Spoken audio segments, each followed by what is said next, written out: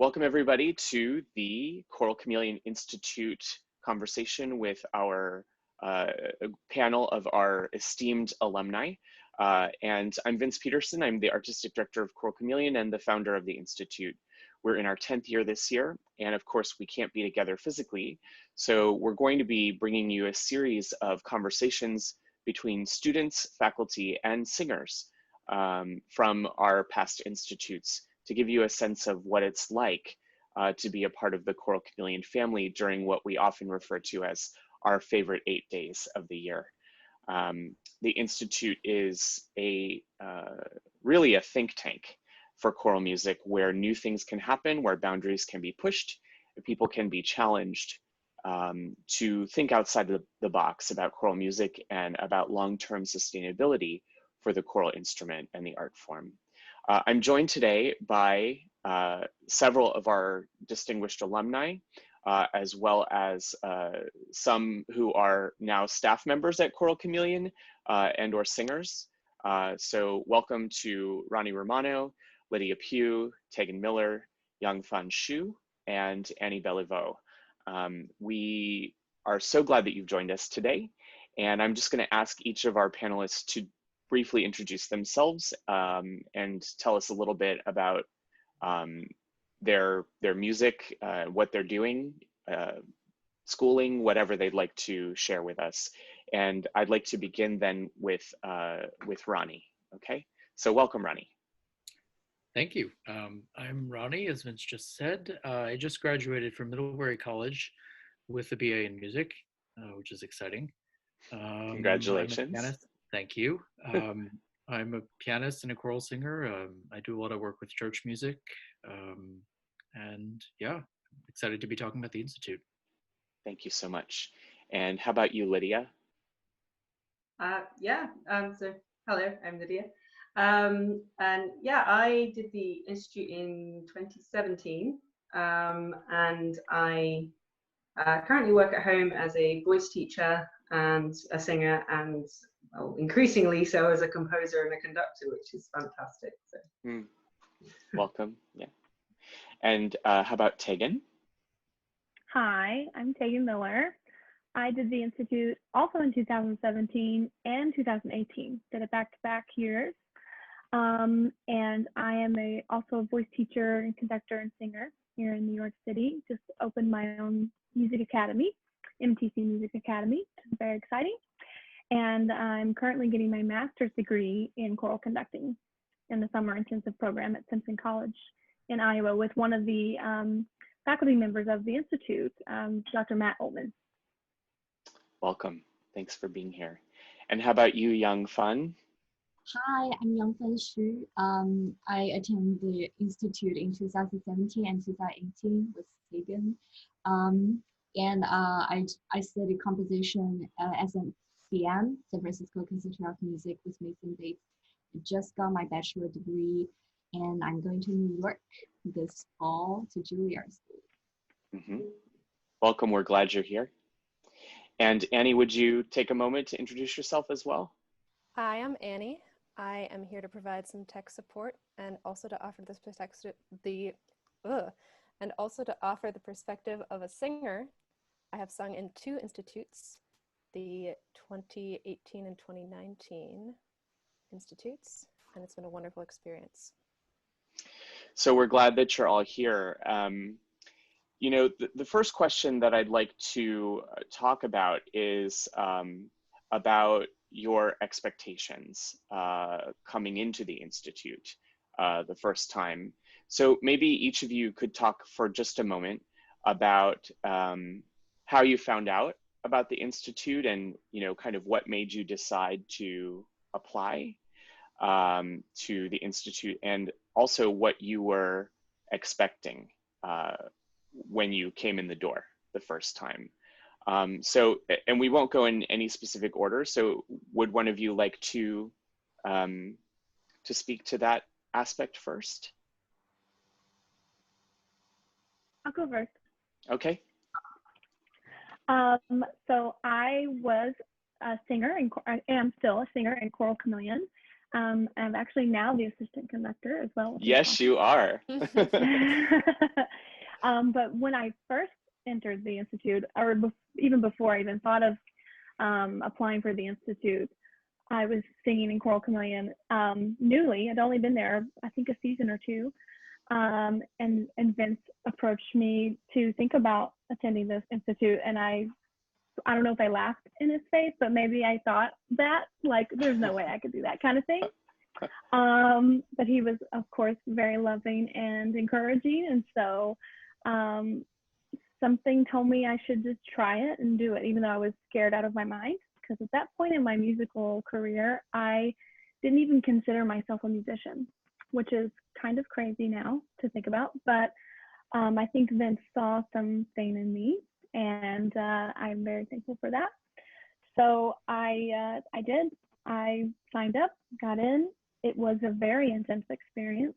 But do you want me to talk more about the actual experience yet? We'll get to the actual bulk of the experience in a minute, but yeah, so that's great. That's your that's how I found out about it.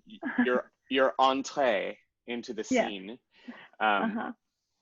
Good. Would anybody else like to speak to this? Good. Okay.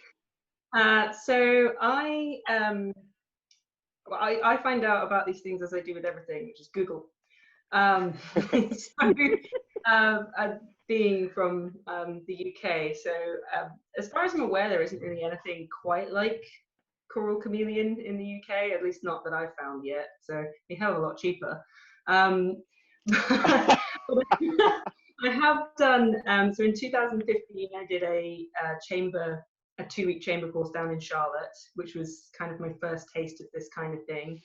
And then in 2016, I wanted to do a choral one, and I'd come across a choral one that happens in Lehigh that I'd seen in 2014 but couldn't afford to go. And then I was like, oh, well, I'll go with this one. And then I really enjoyed that experience and thought, yeah, I mean, it's quite nice. It's quite a nice way to go across and see America. So I'll try somewhere else. And I came across Choral Chameleon, and boy, am I glad I found Choral Chameleon, because I hadn't been to New York since I was a teenager, and it was a really good reason to go to New York. And yeah, I knew what to expect from a forum and an institute, but I wasn't quite expecting just how much I would get from that. And of course, I wanted to up the ante, so I did both composition and conducting in the same year.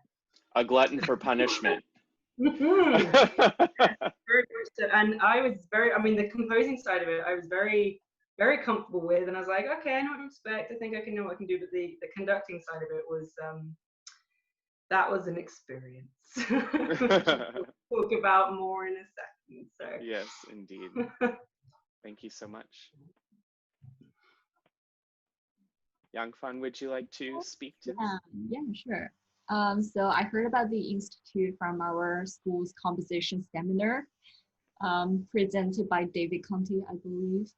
I think, I'm not sure where he got the news, but he explained the Institute a little bit to us, like how our piece is going to get performed, and we're going to get a bunch of classes, but he didn't mention how intense it would be. So I was kind of surprised when I first got there, and I got the schedule on the first day. We have morning classes every day and whole day classes scheduled. Yeah, but I've learned a lot from it. It's wonderful. And Ronnie? Sure. I heard about the Institute from Vince. I had the pleasure of working with Vince as he was my high school teacher, music teacher. And he told me about it. And I first participated in 2016 as a conductor, which was right after I graduated high school. And I was really excited for all of the ear training and stuff, but I was mortified about the aspect of choral conducting, because I, at that point, was not much of a choral singer and had actually never conducted an a cappella choir before. So I was really on the edge of my seat, but it was an excellent introduction into choral conducting. And now I can't imagine myself not singing in choirs and conducting them. So this warms my heart greatly to hear all of that from you guys. And I think I can speak for all of us at Choral Chameleon when I say that we were equally fortunate to have you come, each of you, and join us, because I think the experience of each student is very unique. And having done this for 10 years and given, you know, quite a few premieres of student works of all different types, and had many different types of conductors at different stages of their development on the podium, I really can say that every single person is different. And you know, one of the things that is both, I think, wonderful and also terrifying about the Institute is the amount of personal attention that you get from a faculty who are not only, you know, accomplished in terms of their CV, their resume, but are caring people who actually really care about you as a human and can look at the human aspect of the work that you're doing. Yeah, maybe we can go around and you guys can just talk about what you wrote and or conducted during the time. So specifically the pieces that you worked on, or you could, you know, you don't have to list them all, you know, in alphabetical order or whatever, but you can just mention things that stuck out in your mind, and aspects of those pieces that became a teaching moment for you and a learning moment for you. And again, I'll just remind our viewers that Lydia did both conducting and composition. Ronnie did conducting, Tegan did conducting, and Yangfan did composition twice. So would any of you like to begin by speaking about the specific work that you did yourself during the time of the Institute?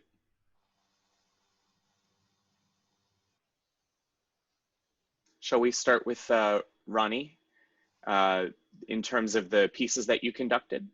Sure, yeah. I conducted The Prayer of the Dove by Ivor Davies.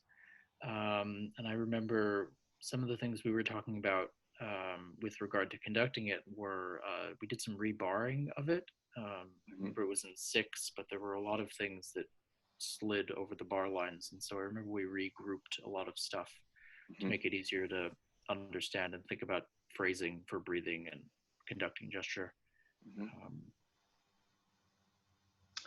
Yeah, and I remember, Ronnie, you know, I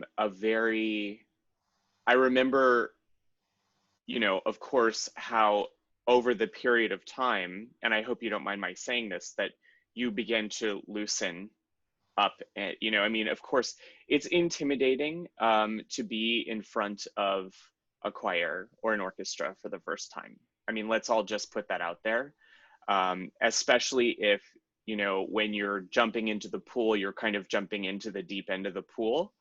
I always think about the way that my father told me that my grandfather taught him to swim. You know, my father was born and raised in Minnesota, and my grandpa, you know, took him down to the side of the lake one day and threw him in the water and said, "Swim," you know. And of course, he never would have let anything happen to my dad. You know, he stood there and watched. But at the same time, you have to let each person kind of struggle through it a little bit, you know. And every single conductor, every single one, even people who have gone on to get doctorates in this, is nervous at the beginning of the time. And I guess maybe, Ronnie, would you say that it's true that you felt yourself begin to get calmer a little bit and kind of loosen up as it went on? Yeah, definitely. And I specifically remember having the experience of, in the beginning, thinking I was conveying all of this information, that then I received feedback from the singers that I was not conveying at all. And I remember very specifically working to try to convey what I was thinking. And by the end, I think I had at least partially accomplished the idea of, okay, well, I have this thought, how do I convey it with gesture or my expression? Whereas in the beginning, it was in my mind, but it was not leaving my mind, even though I thought it was. So I think that was a really important and eye-opening experience that I really need to kind of relax, let it out in order to express what I want out to the choir. And what was it like to receive that feedback from the singers? Did you feel, you know, I don't know, like embarrassed or humiliated, or, you know, like they were attacking you? Like, did you feel, you know? I mean, it was all really helpful feedback. I think it was very kind of overwhelming to receive just standing in, you know, a packed room of people, but kind of upon further reflection, it was all very, very helpful and very nicely and gently put criticism. Okay, excellent. That I still think about. Well, I'm glad. Let's go to Yangfan.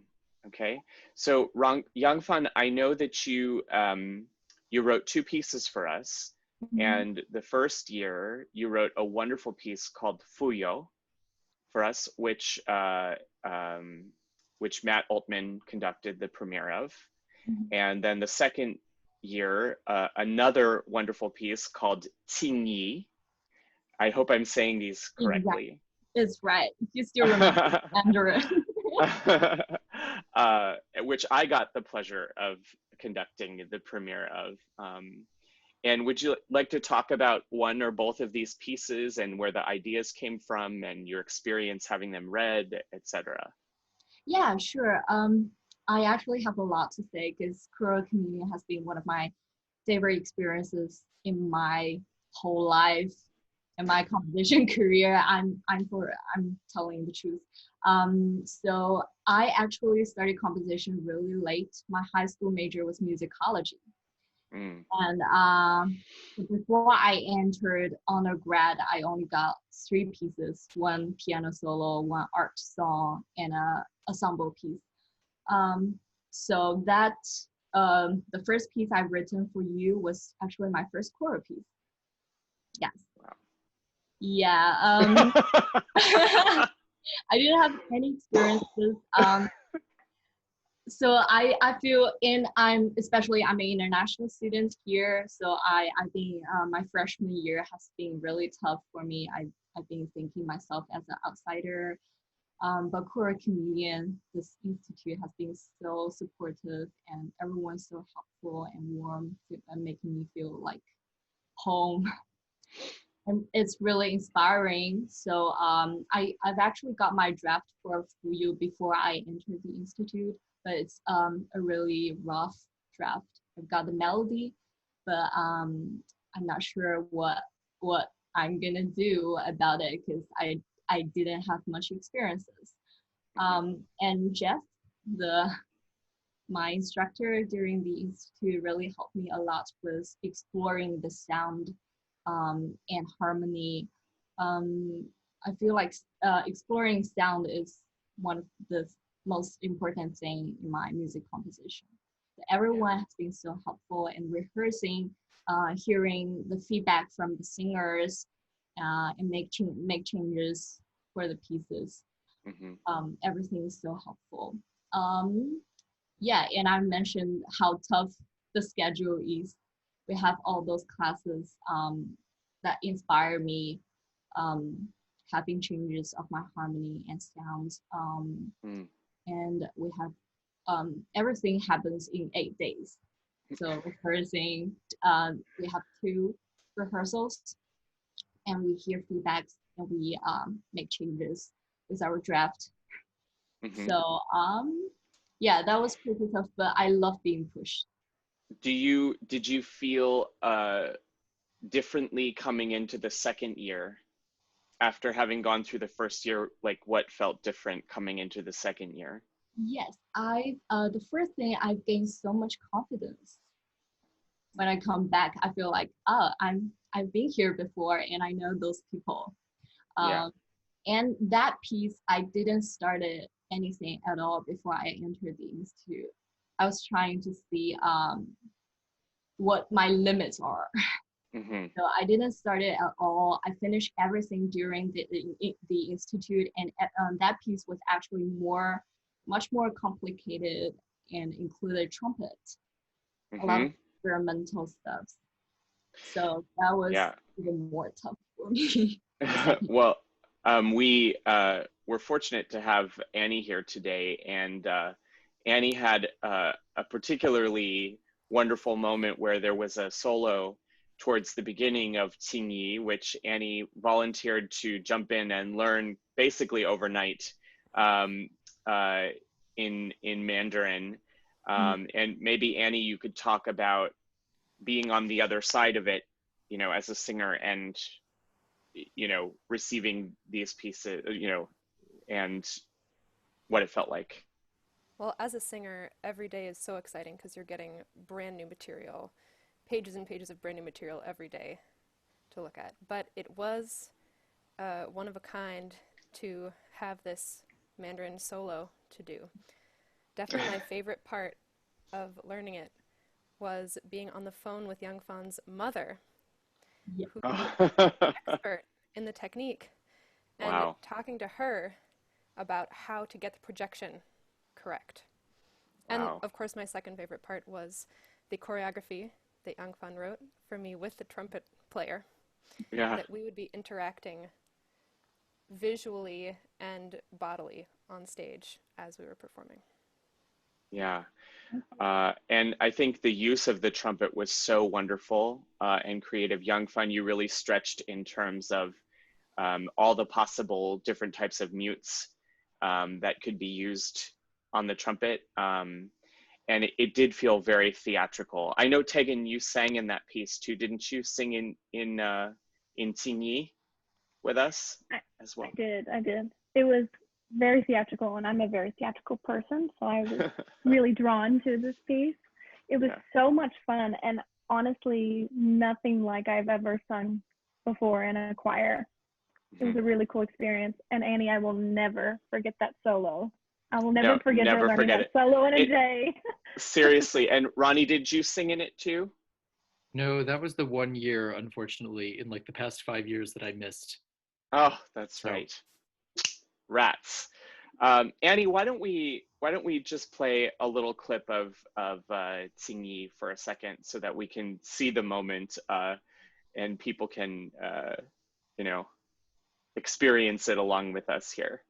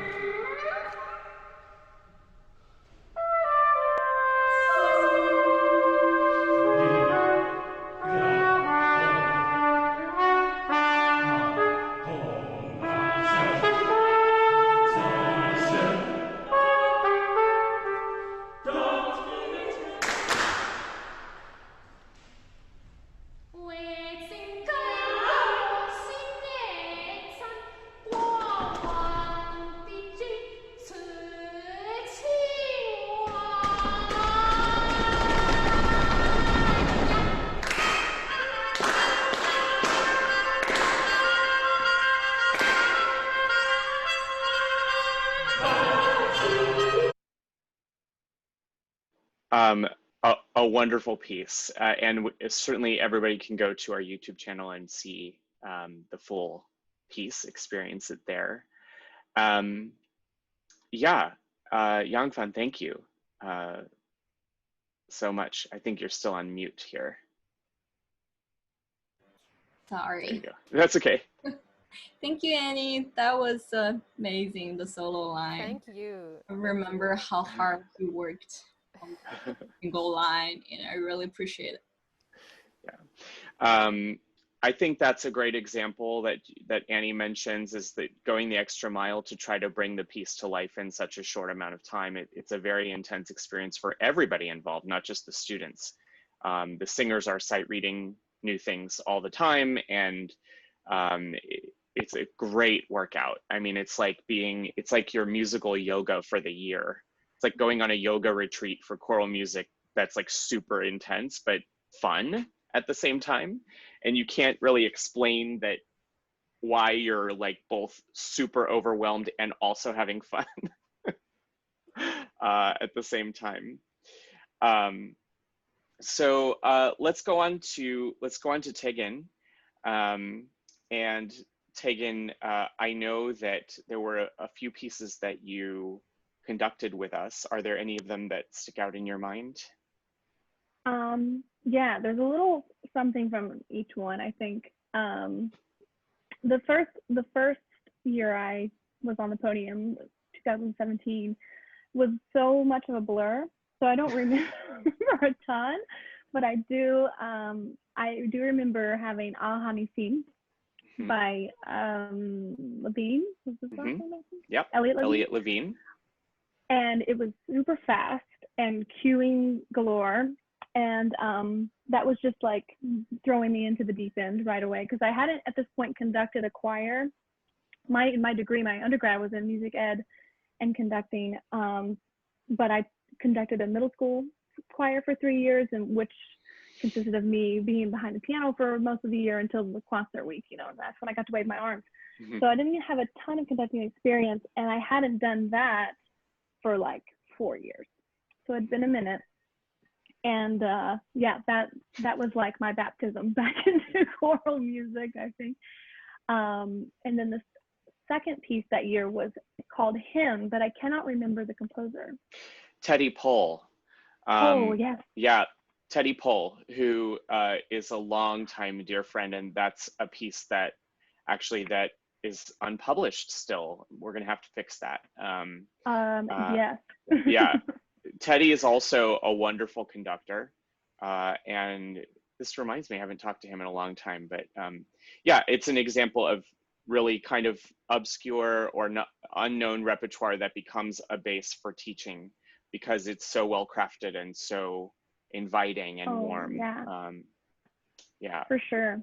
And I think I will never forget being on the podium in front of the professional choir for the first time and hearing that piece fully. I do think I was probably crying the whole time. It was very moving. It's always different in your head than it is actually in front of you, and it was a really transformative experience actually to hear that. I'll never forget that feeling. Then the second year was even more special. We can talk about that later, but repertoire-wise, I did Come My Celia by Stephen Chapman. Yeah. And Take the A Train by Billy Strayhorn, but it was arranged by Steve Zigri, I think. Yeah. And those were both very different pieces, and it was really fun for me as a conductor to figure out the character in these two pieces, the two different characters, and how to convey that differently, because that was something I was working on as a conductor personally, and still am to this day, of how to properly convey the character of the piece and what the composer wants and what's helpful for the singers, and not just waving my arms, and keeping time and being a time cop, which right. As a music director, so often that's all I do was just keeping time. So it was really fun to use those two very different pieces to try to work on that aspect for myself as a conductor. I remember that the first year, the pieces that I assigned you to do were designed to do just what you said, which is to kind of get you back into the water. A little push, but I know that the second year it was harder, we were looking at quickly changing meter, mixed meter from simple to compound, and then also stylistic concerns. And of course, I'll mention that your husband, Asaf, who is an incredible musician as well, you know, is a jazz musician, and I thought this might be something that rings closer to the personal experience, but to go into it in detail and really understand the mechanics of the harmony and all of those things would be a real gift, you know, in that way, so that the work that was being done was not for nothing, right? But that it was really meaningful work whose effects would stick and last. And I'm glad to hear you say that it did. Yeah, I think that's what's one of the many things that's very special about this program is the thought and care that goes into the repertoire that's chosen for you as a conductor. You know, it really does help that you knew me, so it felt even more personal, which was nice. And even the first year, all Hani seems in Hebrew, and Asaf is from Israel, so he speaks Hebrew. Oh, right, of course, yeah. So I was actually really connected to it because of that too. Yeah. So Lydia, you did the daring thing of doing both at once. So the year that you were with us, you wrote for us a wonderful piece called My Hiding Place, which was a psalm setting, which is to this day certainly one of everybody's favorite pieces that we've done, and also worked as a conductor. And I know that I gave you the probably overwhelming task of conducting one of my pieces, Love's Philosophy, which you did. Just in case you weren't intimidated enough. So you're going to conduct my piece. Which, of course, it wasn't given in that with that intention, but it was given certainly because I felt that it was the right thing, you know, metrically, musically, etc. And I just want to say one more thing to what Tegan was saying as well, is that ultimately what a conductor's job is, and my teacher Mark Shapiro taught me this years ago, and it's always stuck with me, as has most of what he taught me, that a conductor's job ultimately is to be helpful. And sometimes keeping the beat, you know, is helpful for the orchestra or the choir, right? But sometimes it's not, right? Sometimes keeping the beat is not helpful. And so we have to like balance, you know, between the two. And speaking of balance, back to Lydia, you know, one of the things that that I think is really hard to do is to shift, you know, your mindset from that of a composer to a conductor. And no doubt you were having to do that the whole time, right? I mean, yeah, it was a really interesting week, actually. Because well, I came in the composing side, I didn't feel nervous about in any way, shape, or form. I was like, I've been composing since I was 14. I've been writing for choir a long time now. I've done 2 of these institutes where you just have to write something. So I'm like, okay, I know how that works. It's fine. The piece will write itself. It's fine. And I was very lucky to be with Jeff as well, who is very good at just kind of going, well, what's your idea? And I was like, I don't really have one. And he was like, that's cool. That's fine. Just, okay. What do you like? And I'm like, oh, I like harmony and I like melody. And he went, cool, whatever. And he was very good like that. So in a way, that was really helpful. That he was very helpful at guiding me without needing to be like, well, you need to get this done. So it did give me that chance to focus on the thing that frightened me more. So in a way, writing My Hiding Place was really cathartic whilst going through Armageddon. In conducting, I think is the way I look back on it now, because coming in as a conductor, I really didn't have a lot of experience as a conductor. I somehow managed to be appointed musical director of a community choir over here in 2016, and the Christmas concert was the first time I'd ever conducted anything. I'd done like musical theatre where you grab the piano and you're conducting. It's completely different. You can do a lot with your head for that, but this was like, oh, I have arms. I have arms, and it's so silly, but so I'd only been like really conducting a choir for like 6 months by that point, because we'd kind of broken up for the summer, And then there was that really daunting idea of going, okay, not only are they a choir, they're a professional choir. And then you're like, oh, and now you're going to conduct in 7. Lovely. Yeah, it was a very interesting experience, and I do have a few. It was a bit of a blur, like Tegan said, but I do have some definite takeaway moments from it. I think that first Monday on the podium, I don't think I've ever been more terrified in my life. And I do remember I had a conversation, I think it was with Suzanne actually, and she just kind of said, you look like you were going to implode. and I do remember, I was like, I think I probably did at one point actually implode. But then the next day, I remember having my meeting with you, Vince, and I remember having a full emotional breakdown about it. And I was like, why am I so upset? And you said this thing to me, you said, you're upset because you care. This means a lot to you, so just remember that. And then I came in on the Wednesday, and I remember this, and I believe it was actually Ronnie who came up to me after the Wednesday session, and he went, that was a completely different person on the podium today. And I was like, ooh.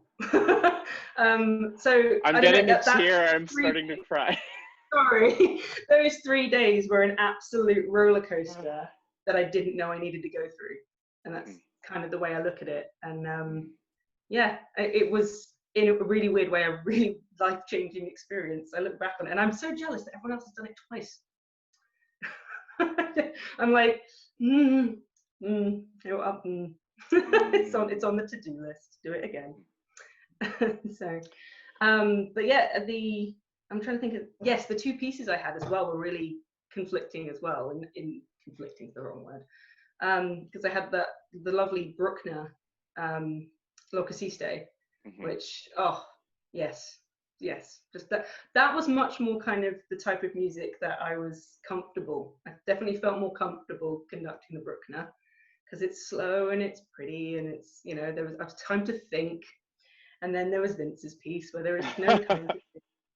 And it's in 7, and then it's in 4, and then it's in 3, and then but it does sound amazing. And I do sometimes listen back to the recordings I have of myself and just go, I conducted that.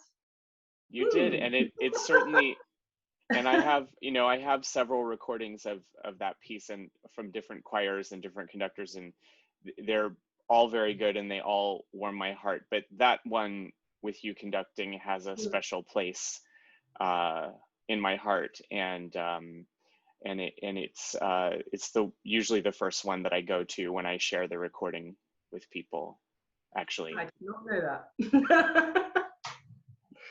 that. So thank you so much. Yeah. No, thank you.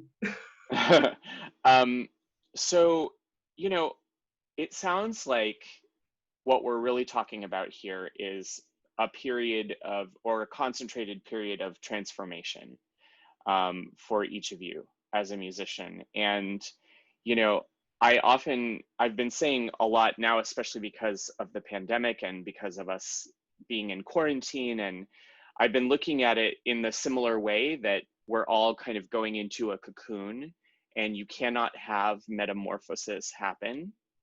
You can't transform the caterpillar into the butterfly without going into the cocoon for a period of time and really hibernating and breaking down the shell and the exterior that you normally carry, so that the wings can be spread when you come out of the cocoon.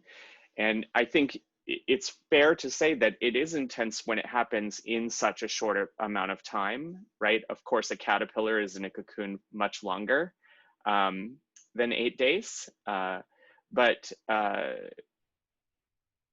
I live for that moment of transformation. I live for it. I live for watching students go through this. Like it's like one of the most joyful things I have ever experienced in my whole life. And it's been that way since the beginning. So, okay, guys, so I'm somebody who's thinking about coming to the Institute, and I'm somebody who is hearing about how intense it is right now. and hearing all of that in a very honest way, which is what I want to hear. And I guess, is there anything that you might like to say to me, either to encourage me to come, but also to be ready for things that you wish you had known before you started, that might have changed the experience or made it better or easier or less intense, or, you know, any of that, anything you'd like to say to prospective students in that way? Yes, my love. Yes. I think it's just exactly that. You need to know that it is intense and it's going to be hard, but you also need to know that you can do hard things. And it takes the kind of person that loves this so much, and like Lydia said, that you care so much about something like this, that you want to stick it out and you want to be pushed and you want to be challenged, and just be prepared, because that's what's going to happen. You are going to be pushed, and you know, maybe to a breaking point, or 2 or 3, but it's only for the better of you as a musician, and for, you know, quite honestly, for me, for my life, like it completely changed my life. So I highly recommend it. I highly recommend jumping into the deep end. You guys are after my tears today. You really are. You're striking me. Any of the others like to share? Yangfan? Sorry, Lydia. No, you go, Yangfan. Okay, I'm just gonna say, you never know what your limits are, unless you try to push it so hard.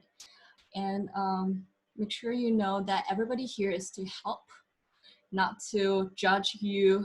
Because I remember my first time there, I was so nervous, but you don't need to, because everybody, they're giving their best help to you. Mm-hmm. Thank you so much. Lydia? Yeah, I think it's very similar to what Yangfan just said, actually. It's while it is intense, everyone is there to help you. I mean, you've got access to so many members of staff who all have different experiences and different things that they can offer you. And then not just the staff, but everyone in the choir can offer you something.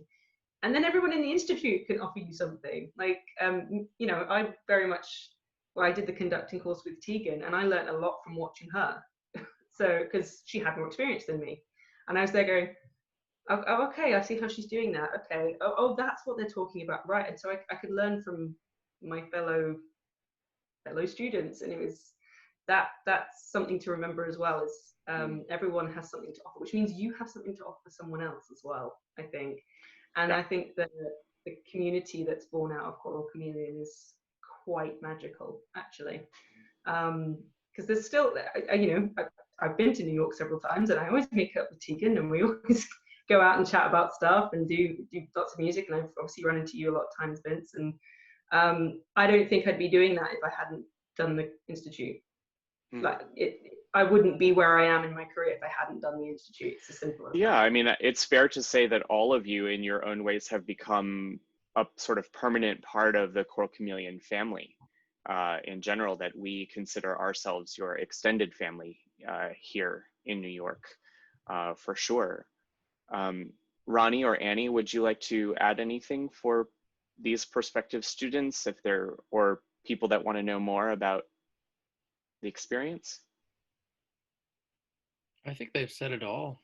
Just brush up on your fixed dough. Bring your A game. Yes, we are a fixed dough institution. That's for or sure. If you're from the UK, learn solfege before you go. Right. Just FYI. It was like trying to sing in English when you speak French. Just gonna put it out there. And the English names for the notes too. Oh my god. Yeah. Yeah. Fixed dough made sense though. Just FYI. It's okay, Lydia, I already like you. So yeah, just want to let our audience know that we are in the midst now of a virtual institute that's happening this year, where we are having our usual multi-day ear training intensive being offered in 3 levels. I'm teaching a 5-day masterclass in choral arranging this year, as well as a class in choral score reading at the piano. Contact us at any time via the website, choralchameleon.com. And thank you all so much for being here with us today. It's been wonderful reminiscing on this with you. And here's to many more. We wish you all the best in your musical endeavors going forward, and look forward to being a part of some of that with you. Thank you so much.